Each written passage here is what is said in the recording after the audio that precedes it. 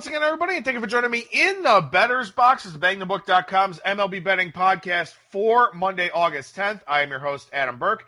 As you know, this and every edition of the Bettor's Box presented by our friends over at DSI Sportsbook. BTB and the number 200 is that promo code. 100% deposit match bonus for the Sportsbook. 100% deposit match bonus for the live casino at BetDSI. It's only a game until you bet it.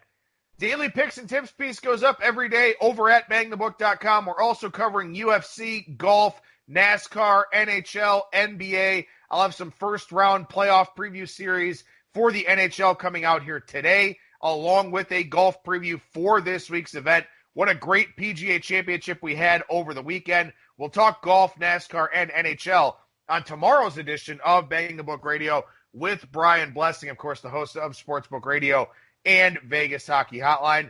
But today, it's all about baseball here on the Bettor's Box. And, you know, obviously we start with some disappointing football news here this morning with the report that the Big Ten not going to play. We already saw the MAC cancel play last week.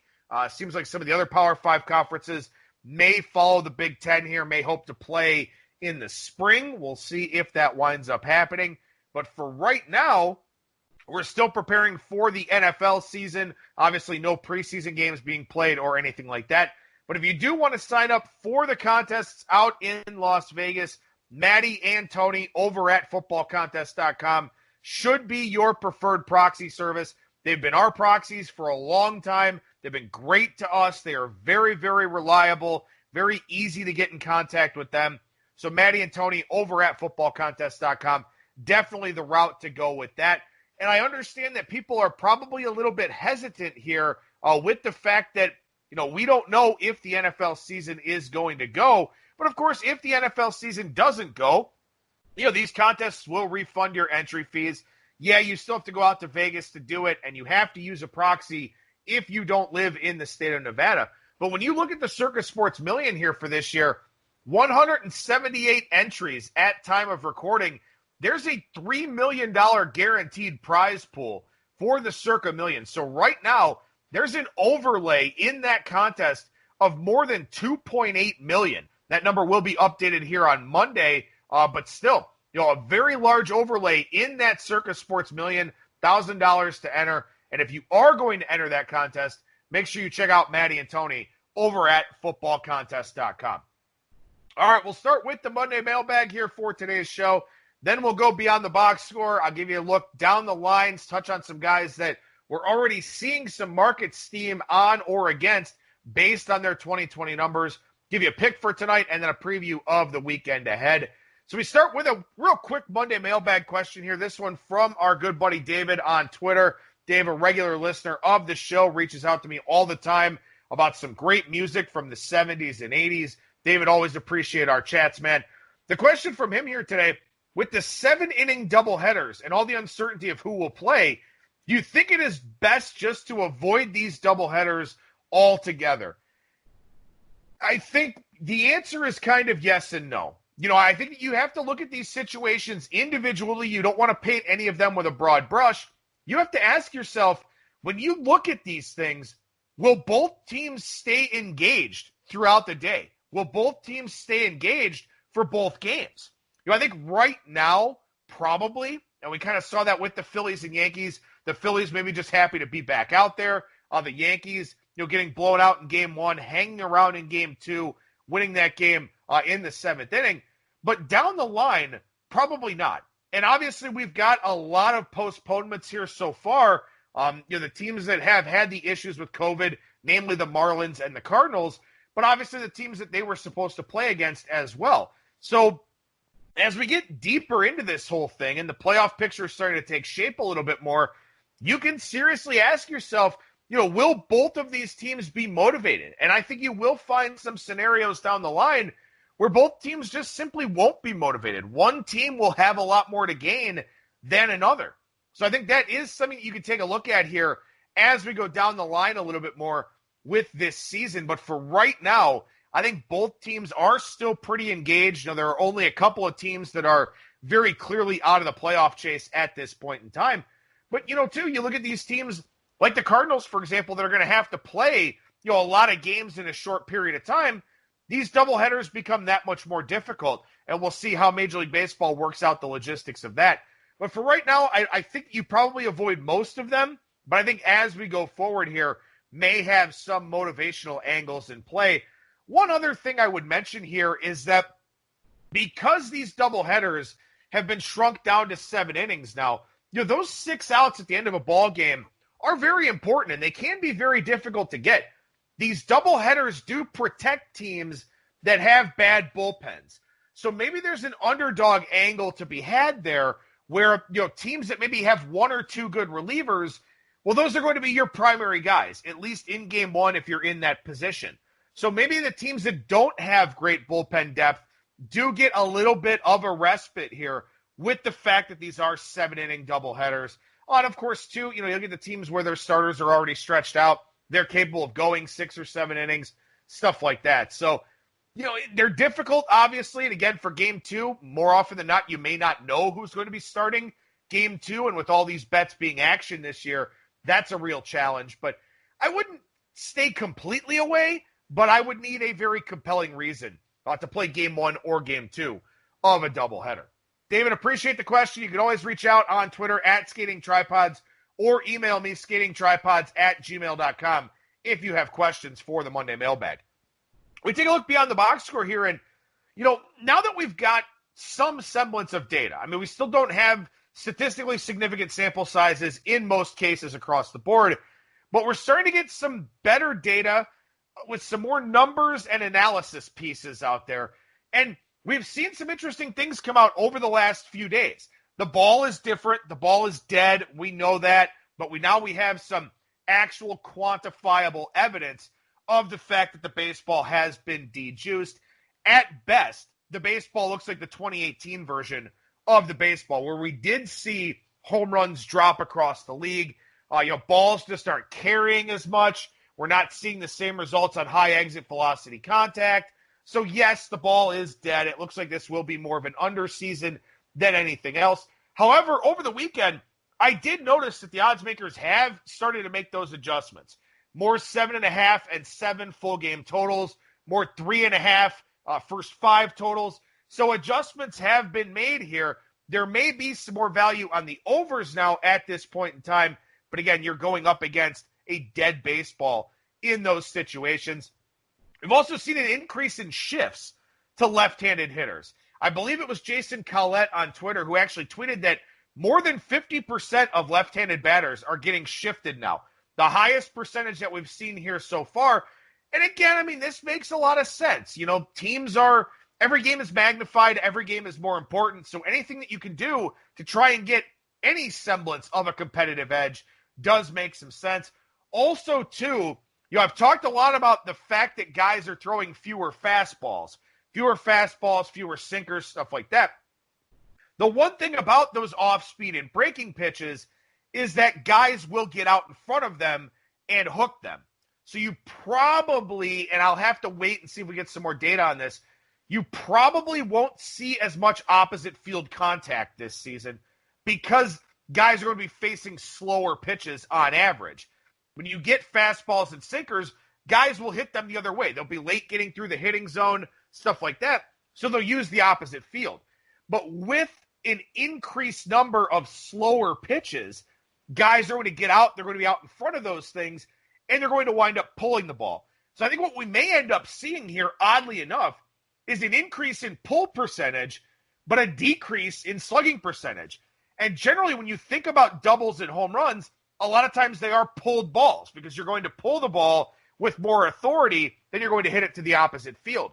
But this year, with a lot more pulled ground balls probably, and this increase in shifts and all of that, I would presume that's a big reason why platoon splits are down quite a bit, and also assume that's why, in a lot of cases, lefties aren't performing as well against righties because we've got this increase in shifts. And when you talk about the increase in shifts and you talk about the dead-end baseball, we're looking at the lowest batting averages on balls in play in MLB history, lowest batting average ever, quite possibly. And of course, too, this coincides with yet another high strikeout environment. So a lot of strikeouts, decreased contact quality, less carry to the baseball, more shifting. All of this is leading to a really subdued offensive environment in Major League Baseball. So that is an adjustment that has to be made if you're out there handicapping, and it does seem like an adjustment that, in a lot of cases, the odds makers have already made for this season as well. One thing I also took a look at here today, no real big difference in pitchers pitching on extended rest. We've seen a lot of this here because of those COVID postponements and all of that. Pitchers on 4 days rest, so your regular turn going every fifth day, they've allowed a 228 batting average, 299 on base, 390 slugging percentage. 5 days rest, a 233 average, 308 on base, 393 slugging. 6+ days, 233 average, 306 on base, 410 slugging percentage. So guys going on really extended rest have seen a spike with slugging percentage, but have not seen a spike with batting average or on-base percentage. So, again, something for you to keep in mind here. We're getting spot starters and weird things like that. But guys on 6 or more days rest maybe don't have a feel for some of those secondaries, stuff like that. So they do wind up giving up a little bit more in terms of slugging percentage. But on the whole, the big story here, again, offense just down across the league. And I don't know if that winds up changing, even as hitters get their timing down a little bit more. But as far as, strikeout numbers go, every fifth day, guys on 4 days rest do have the highest strikeout numbers and the best strikeout to walk ratios. So this makes sense. Guys that are going on a regular turn are simply sharper across the board. More strikeouts, fewer walks, lower slugging percentage. So that may be a betting angle here as we go forward. Pitchers on 4 days rest against guys that are pitching with an extended layoff. Those guys on 4 days rest just may be in a little bit better of a rhythm. Real quickly here, one last note. Just as we all expected, the Baltimore Orioles, third in the league in weighted on base average. They are the third best offense in baseball in weighted on base average. So just like we all expected, 2020 playing out in a crazy kind of way to some degree. All right, so we look at some series that just wrapped up here. And the Oakland A's, they swept the Houston Astros. And for the Astros here, 5 runs scored in the 31 innings of this series. They only drew 7 walks. They only had 18 hits. Jose Altuve is not right. Alex Bregman's off to a slow start. Michael Brantley was dinged. He missed a couple of games last week. Carlos Correa is hitting, but he's batting 6th. And no one will ever confuse Dusty Baker for putting together good lineups because that was never something that he really did. The Astros are in an interesting spot here. Now all of a sudden they're 6-9. Verlander's out. Half the bullpen's gone. Half the offense is struggling. Are they taking this season seriously? Have they lost some of that competitive advantage? Because you look at the Astros, and one of the things that set them apart, the sign-stealing scheme aside, is that they had a lot of smart people in that front office. And I think they were very good at conveying that information to the hitters. Very good at conveying those scouting reports and stuff like that. And I sort of wonder if they've kind of lost that here with some of the turnover in the front office based on the sign-stealing thing, with A.J. Hinch no longer in the dugout. But maybe it's just apathy. Maybe the Astros just don't care about this 60-game sprint of a season. Maybe these guys just want to go out there and do what they have to do and not get hit by pitches and just sort of go through the motions here. And I wonder if that may be the case. They have dropped 5 straight, and I don't want this to be a slight of the Oakland A's. I mean, the Oakland A's have gotten outstanding pitching all season long. But Houston doesn't look like the same team. And again, they've had some injuries. They've had a lot of things go wrong here at the outset. But maybe that does lead to apathy. Maybe that does lead to them just kind of throwing in the towel on this season and saying, you know what? We're going to use these young kids. We're going to protect Zach Greinke. We're going to protect Ryan Presley. We're just going to see what we have organizationally with our pitching. Maybe Jose Altuve goes on the IL and sits there for a while or something like that. So I think the Astros just maybe aren't all that engaged here at this point in time. And I am taking a shot against them here tonight with the San Francisco Giants at a big underdog price. Just wondering if maybe this weekend was kind of a sign that the Astros just aren't really fully invested here. But again, look, the A's are a phenomenal defensive team. They've got very good pitching. They've got an outstanding bullpen. And they've done just enough on offense. Their offense is not putting up the numbers that we saw from them last year. No, very few teams are. But the A's hit 6 home runs in this series off of Astros pitching. So Oakland, is getting by offensively. They're using their relievers creatively. They've gotten some excellent starting pitching from a lot of different guys. Maybe the A's are just that good. Maybe this doesn't say anything about the Astros, but the A's are just that good. And it does seem like that's the case. They're getting a lot of love out there in the sharp markets. They got steamed a little bit in some of these games here. People have taken notice of how well the A's are playing, how well the A's are pitching, and it seems like they're positioning themselves very well for a nice run here this year. The Tampa Bay Rays took 3 out of 4 from the Yankees, and the big story for the Yankees here coming out of this series is that Giancarlo Stanton on the IL once again, this time with a strained hamstring. The Yankees hit 3 home runs in game 1 of the doubleheader. They didn't hit any more in this series. And Tropicana Field is a bad offensive park. I expected this to be a lower scoring series for the most part. There were a lot of strikeouts. There were some walks in this series. Not a ton of contact quality on either side. But James Paxton was dominant for 6 innings in his start here against the Rays, and then ran into trouble in the 7th. And this is something that is very important to look at from a live betting standpoint. And the more I bet on these sports, the more I write up this content and all of that, the more it seems like, honestly, live betting is the only way to do this. Pre-game, there's so much guesswork involved before the game. We've got all of these analytics, and we've got all of these game plans, and we've got all of these preconceived notions and everything like that.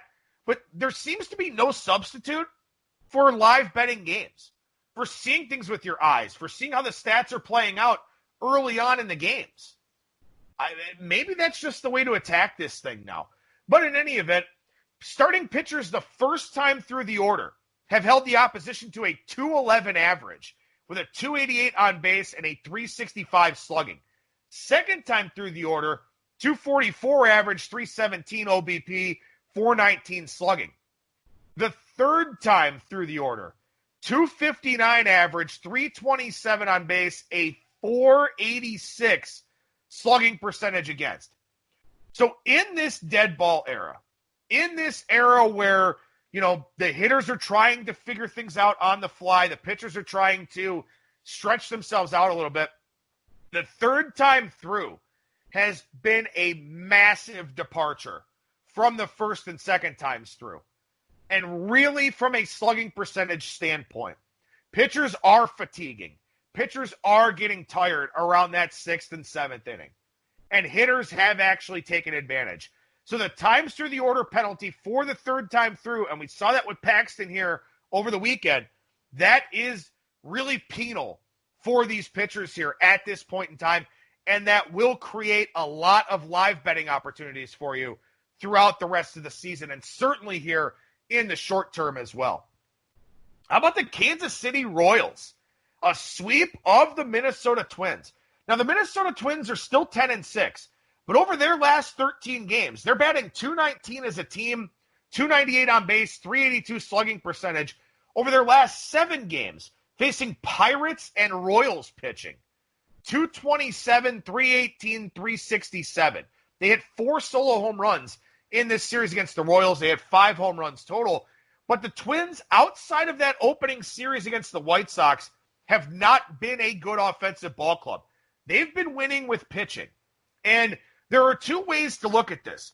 The first is to say, wow, their pitching's pretty good. The second is to say, wow, they're winning games and their offense isn't doing anything. And I would fully anticipate the Twins have too much talent, too many good hitters for this to continue. I would fully anticipate their offense getting things going here. So I think the Twins probably have a buy sign next to them right now.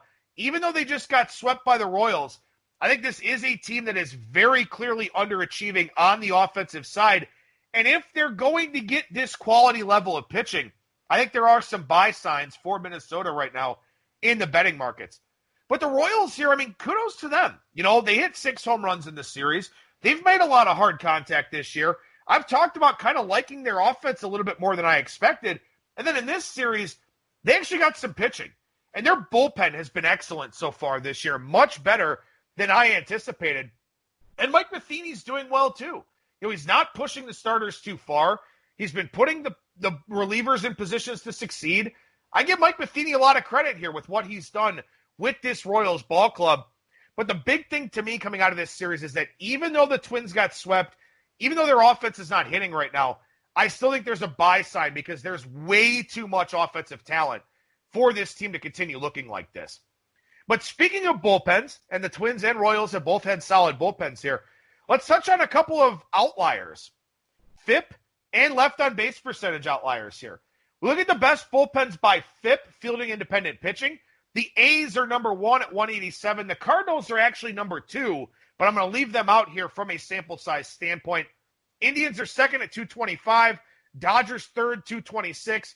Rays, 284. Braves, 287. Now, these are all very good, very talented bullpens.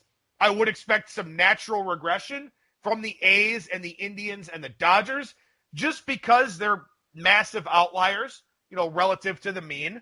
But you know, those are the 5 best here from a FIP standpoint.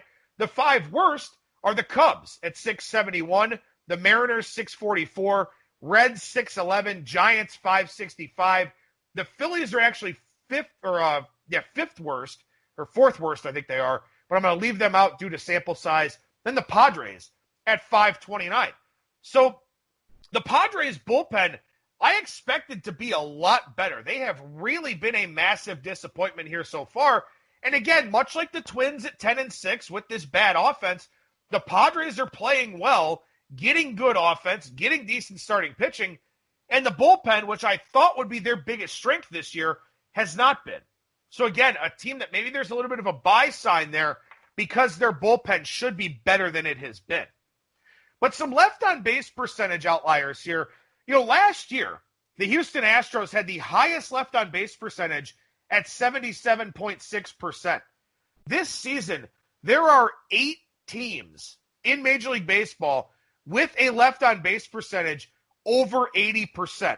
And again, we do have small sample sizes here, and this is a small sample size season relative to the full 162, but you would still expect some of these teams to regress a little bit and not strand as many of these runners, which of course would run up some of their numbers. You take a look at the Marlins, for example. 82.3% left on base percentage is the highest in baseball. They have the highest walk rate, or one of the highest walk rates as a bullpen, one of the lowest strikeout rates. They have a 3.35 bullpen ERA with a 5.06 FIP. 82.3% left on base percentage, 223 BABIP. The Marlins bullpen is going to regress. The A's, 81.7% left on base percentage. Nationals, 81.3%. I would expect them to regress. Indians, 81.2%. Some natural regression to a 151 ERA to say the least, but they should still be pretty good given how they've done so far. The Diamondbacks, 81.1%, 4.11 ERA, 4.84 FIP. They could regress a little bit. The Braves, Twins, and Dodgers, also with left on base percentages over 80%. Now again, in the small sample size, you will get more of these outliers than you would in a traditional season, but the Marlins and the Diamondbacks are 2 bullpens I would clearly expect regression from in the not-too-distant future here. We also have teams that are on the low end of left-on-base percentage. Last year, the lowest left-on-base percentage for bullpens was the Nationals at 67.3%. This year, the Reds are bringing up the rear at 54.5%. So the Reds bullpen is very much in line for positive regression here. The Pirates 61.5%, Phillies 63.6%, Giants 65.1%, and Cubs 66.6%.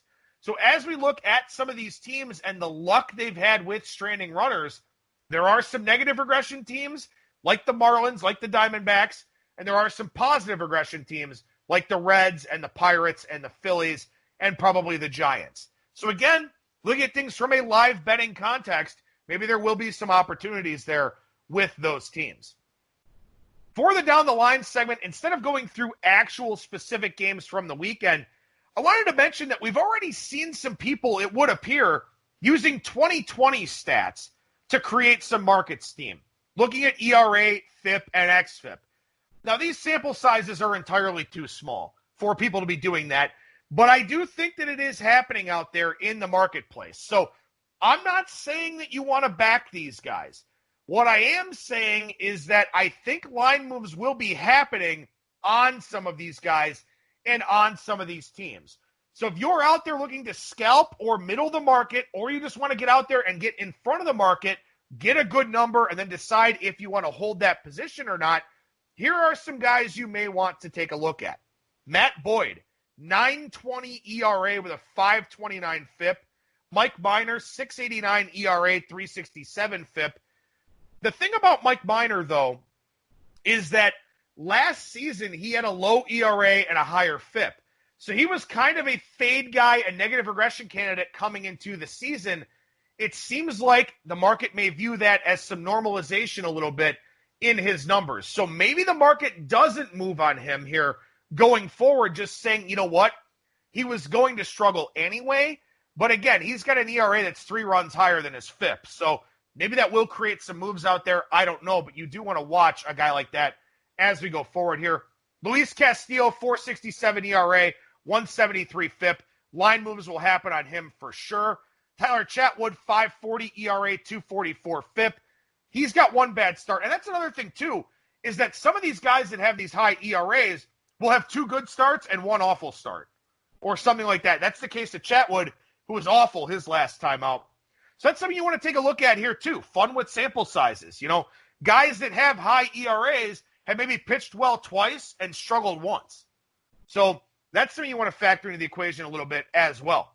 Andrew Heaney, 4.26 ERA, 2.44 FIP. Aaron Nola, 3.97 ERA, 2.18 FIP. So again, high FIP or high ERA, lower FIP. Maybe some line moves coming in on some of those guys. Now on the flip side here, lower ERAs, higher FIPs.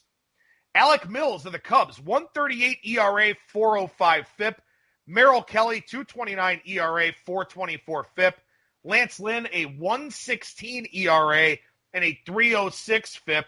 Zach Wheeler, 2.08 and 3.97. Kyle Freeland, 2.41, 4.15. Marco Gonzalez, 3.06, 4.55.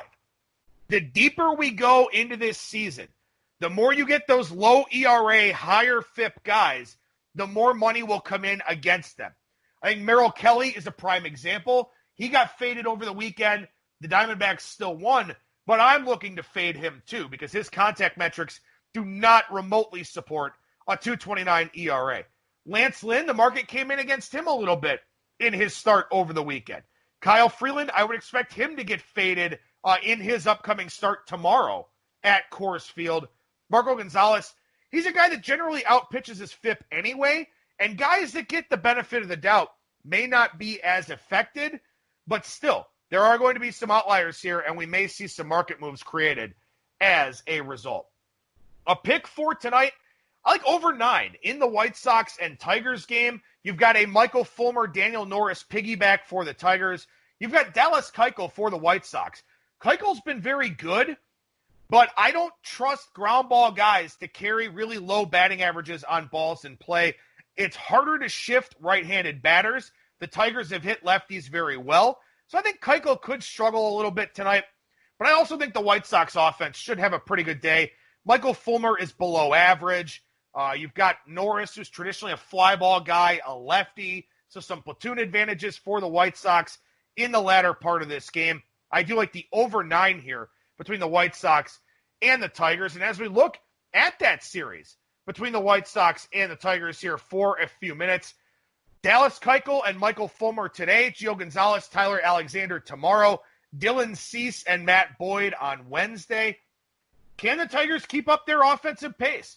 Offensively, they've been very, very good. They've hit lefties very well. They get one here, or they get 2 here with Keuchel and Gonzalez in this series. Does that help them score some runs? Well, it could. The White Sox offensively look, and I wrote about this today in the article, they've faced the Indians 6 times, and they've faced above average right-handed pitching from the Indians 6 times, and they've been bad in those games. But overall, their offensive numbers are not that bad. So when they don't face above average right-handed pitching, they can do okay. And they get 2 lefties here in Alexander and Boyd, and then this Fulmer and Norris piggyback. I think the White Sox could break out a little bit offensively here in this series. One thing to watch for them from a live betting standpoint, Aaron Bummer had been very reliable. He's a sinker-heavy guy, a lot of ground balls. Rick Renteria was using him a lot. Now he's out. The White Sox have to make some adjustments here with their bullpen. The Marlins and the Blue Jays, Eliezer Hernandez and Hyun-Jin Ryu on Tuesday, Jordan Yamamoto and Nate Pearson on Wednesday. What stands out about this series is that these will be the first games in Buffalo for the Toronto Blue Jays. They'll be playing at Salin Field. Derek Carty, who runs the BAT projection system, he talked a lot about Salin Field. You may want to follow him on Twitter. He'll probably update that as we get into Tuesday's game. But his initial returns were that, this ballpark in Buffalo could be pretty good for hitters. Ryu is a guy that has the decreased velocity, decreased command. I'm worried about that. But the Blue Jays offense is not performing well. They are struggling to hit. They don't get Miami's best pitchers in this series. And also that Marlins bullpen, again, as I mentioned, looks like they're subject to a lot of negative variance here coming up. So maybe this is a play-on spot in the Blue Jays in both of these games. I'll have to see how I like Ryu in that matchup on Tuesday, see what that line looks like. But this may be a play-on spot for the Blue Jays, although it is a very unique situation now, playing at Salin Field for the first time. Diamondbacks and Rockies at Coors Field, Robbie Ray, John Gray tonight, Zach Gallen, Kyle Freeland tomorrow, Luke Weaver, Antonio Senzatella on Wednesday. Will the Diamondbacks offense get going? They have been awful here over the early part of this season.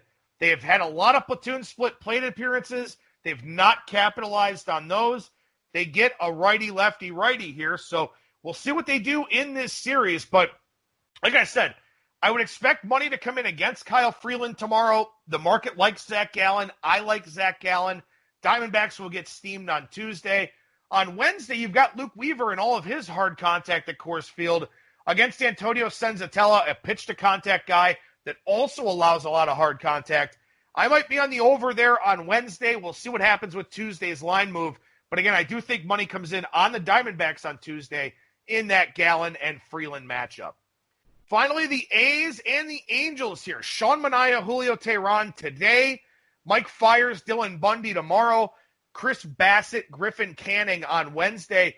Dylan Bundy looks like a different dude. A lot of people out there in the sabermetric community raving about Dylan Bundy. Money will come in on the Angels here on Tuesday with a fade of Mike Fiers and his home road splits there in that one. I may look at the under on Wednesday with Bassett and Canning. Bassett, a contact management guy who's increased his strikeout rate.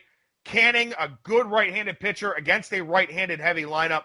Like the under a little bit there on Wednesday. But I also want to see this Angels offense do something. They've drawn a lot of walks here so far, but not a lot of contact authority. It has definitely hurt their offensive performance to this point. So there's some things to look at here for the week ahead. As I said, on Tuesday, we'll chat with Brian Blessing about golf, NASCAR, and the first round of the NHL playoffs. That'll do it for me. Thank you so much for listening, everybody. And remember that you will never strike out when you're in the bettor's box.